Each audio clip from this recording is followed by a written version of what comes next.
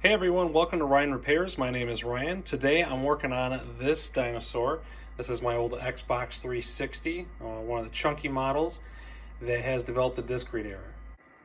So I'm pretty positive this is going to need the laser replaced because you pop a audio CD in there, everything works no problem. It recognizes the disc right away. You can skip through all the tracks, but when you pop in a DVD, video, or a game disc, that's when we have problems.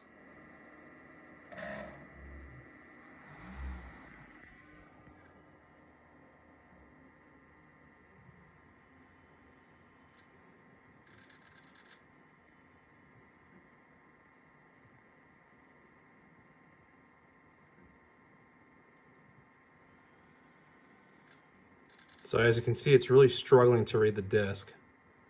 And there's our open tray error. So I'm pretty positive this thing's gonna need a laser. I've never replaced a disk drive laser before. It doesn't look like it's too hard.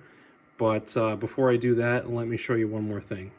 So as a last resort, I grabbed my multimeter, and if you probe along the two left terminals there on that potentiometer, you can see what the resistance reading is. And from my understanding, the normal reading is supposed to be about 4 to 5 ohms.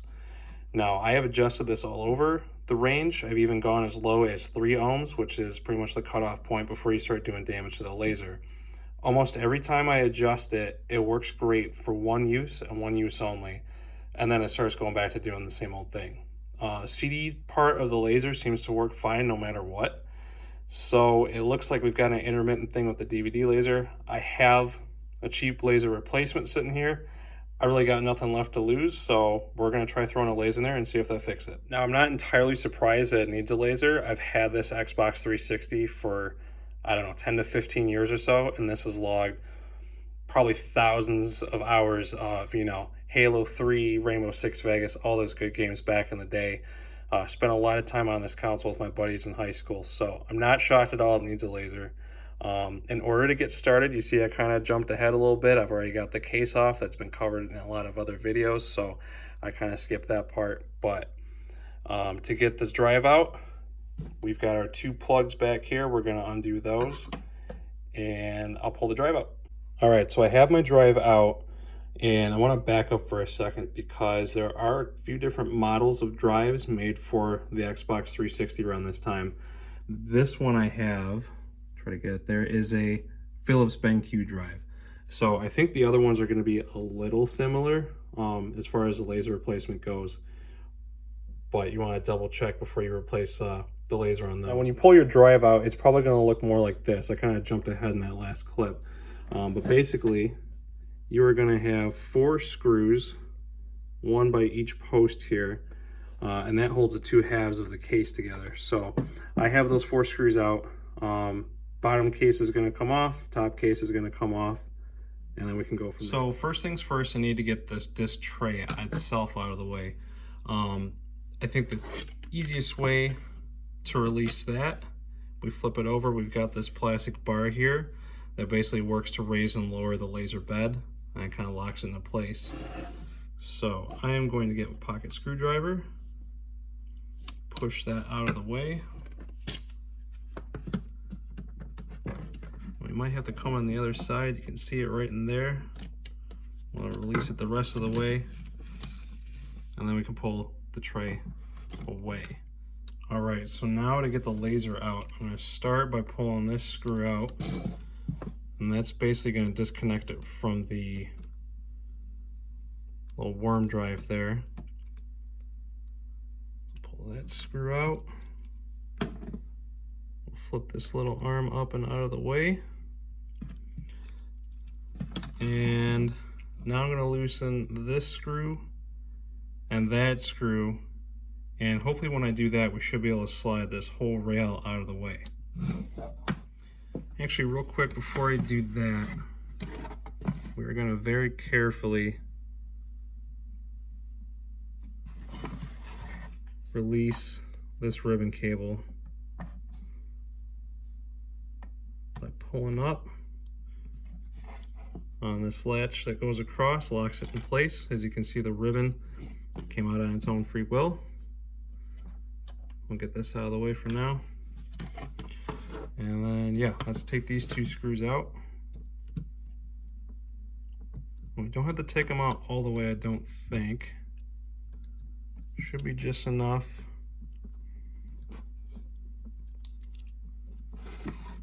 Do a little more on that one. Just enough where we can swing these arms out of the way. Let me try this one first.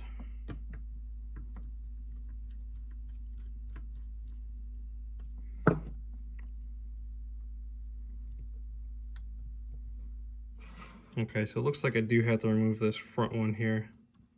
So we'll back that screw out all the way. Very carefully pull that clip out. And now,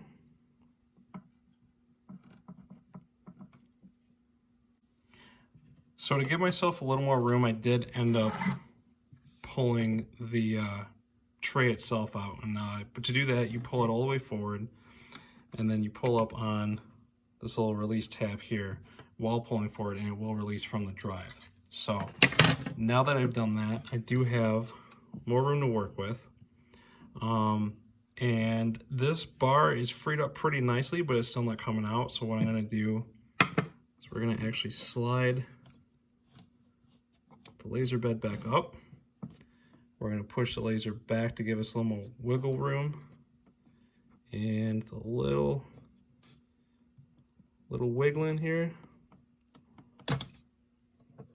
That bar does come out, and the laser is free.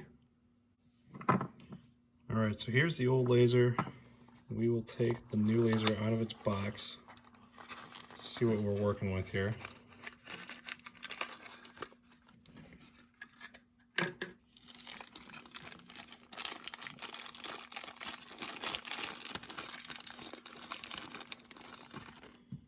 All right, and they look pretty much identical. I do know on this new laser there is a solder ball there. You can see on the far left. Do not have it on the old laser. They put that on there during shipping just so it doesn't short out any, electrostatic discharge or anything like that. So first things first, we have to remove that solder ball or else it's not going to work correctly. So I'm going to do that right now. So between my rusty soldering skills and an old dull soldering iron tip, I decided not to tape me removing that soldering ball, probably for the best.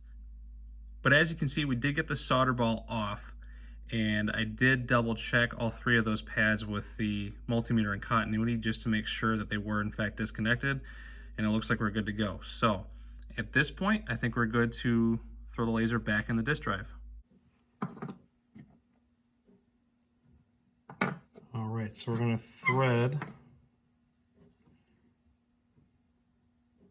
the rod through the laser like so. And I'll be sure to give that a nice coating of some lithium grease later before we put it all back together.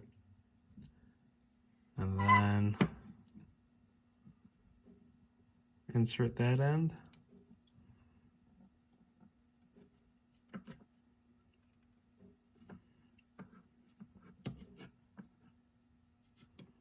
There we go. Insert that end. Gonna make sure the other side is going in its track there. And last but not least, and there we go. So now we can put on the bracket on this side of the rail, tighten down this one, and then reconnect the ribbon cable.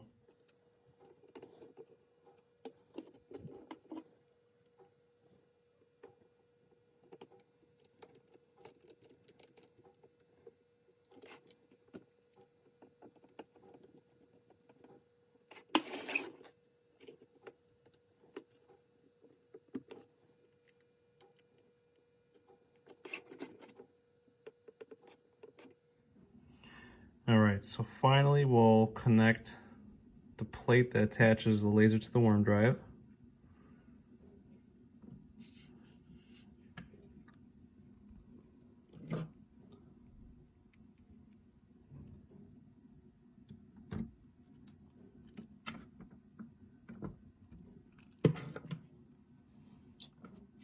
Now, we'll move this arm all the way back so we can reinsert the tray itself.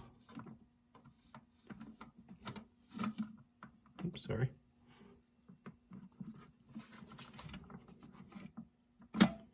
You can see that tab just clicked there. Now it's engaged.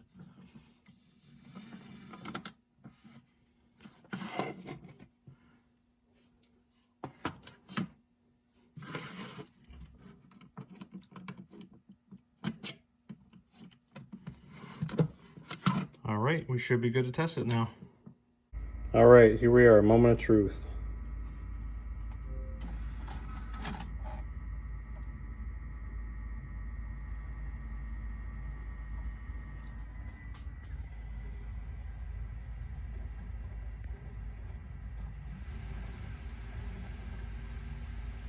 All right, that one looks pretty good. So what I'm gonna do now is I'm gonna test a few more DVDs and a few more games just to make sure everything looks legit. All right, so I've tested 2 additional games, a few extra movies. Everything's looking great. All the discs are reading right away. The biggest test though, I gotta test my fiance's EA Sports Masters Collector's Edition. She's a huge Tiger Woods fan, so she's been dying to play this ever since the pandemic started. We have not been able to play it because that's when the laser went out. So this is gonna be the biggest test right here. If she's happy, I'm happy.